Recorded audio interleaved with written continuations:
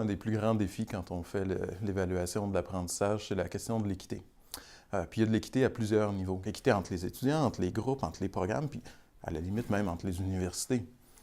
Parce que les façons d'évaluer ne sont pas du tout les mêmes. Du côté des enseignants, le défi serait de concevoir des évaluations les plus pertinentes, originales possibles, pour que les étudiants en perçoivent la nécessité, l'utilité dans leur parcours. Il y a aussi d'autres défis, comme par exemple le nombre, le dosage des activités d'évaluation, ne pas inonder le parcours de l'étudiant avec des activités d'évaluation et en même temps ne pas le laisser errer tout seul, sans guidance. Donc, de baliser adéquatement le parcours au cours d'un trimestre. L'évaluation, c'est important pour l'étudiant, c'est important pour l'enseignant, c'est important pour l'ordre professionnel. Les notes, c'est important. Les examens écrits, à mon avis, c'est important. Mais il faut faire attention.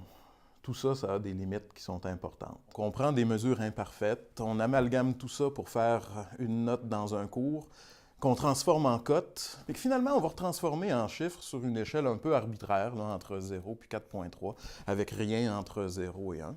Puis ben là, on prend tous ces cours-là, puis on met ça ensemble, on fait une moyenne, puis ben là, c'est ça qui détermine après ça si on est admis en médecine. Donc, moi, dans mon cours, j'ai évalué si mon étudiant était capable de comprendre puis d'utiliser le théorème de convergence dominée de Lebesgue en théorie de la mesure. Puis ça, c'est utilisé pour déterminer s'il est bon pour rentrer en médecine ou pas. L'évaluation, parfois, on peut tenter de se l'imaginer comme étant une espèce d'activité sanction à l'extérieur de l'apprentissage. Il y a des gens qui s'imaginent qu'ils peuvent finalement mieux en profiter d'un apprentissage en n'étant pas évalués parce qu'ils sont plus détendus, parce qu'ils vivent davantage de plaisir à absorber la matière du cours. Moi, je pense que c'est important quand même d'avoir cette évaluation écrite-là dans un temps précis, limité en classe, parce que sur le marché du travail, les gens vont devoir faire des choses sous pression, vont devoir faire les choses seuls de leur côté, ne pourront pas toujours se fier sur leurs collègues pour leur donner un coup de main. Évidemment, je dirais qu'il y a aussi le stress qui est inhérent à l'évaluation des apprentissages. Est-ce que ça nous permet de mesurer ce qu'on veut mesurer, ce stress-là? Ça crée de la distorsion entre les étudiants. Certains vont mieux tolérer le stress que d'autres. L'évaluation, en fait partie des activités d'apprentissage.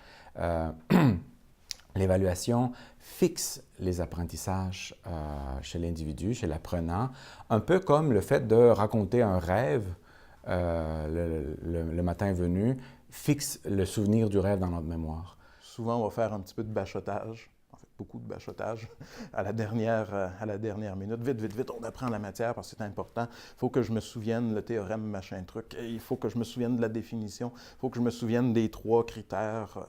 Donc, on recrache ça à l'examen, puis bon, on s'en fout, mais on s'en fout un petit peu après parce qu'on a été capable d'avoir la note qu'on souhaitait. Les notes ne disent pas tout et ne suffisent pas.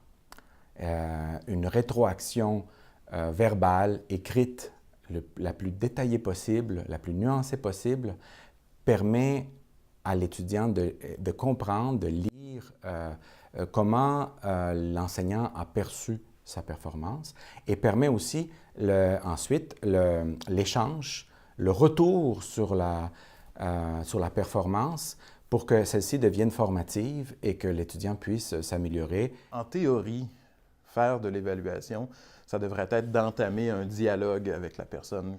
Bon, ça c'est la théorie. Donc, ça devrait être un dialogue comme ça.